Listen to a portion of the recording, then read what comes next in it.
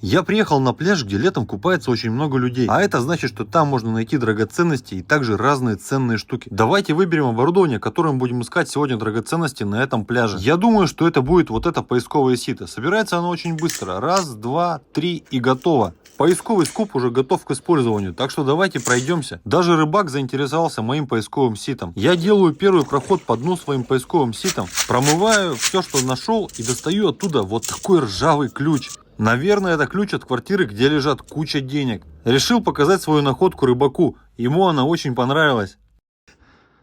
Может, древний какой-то.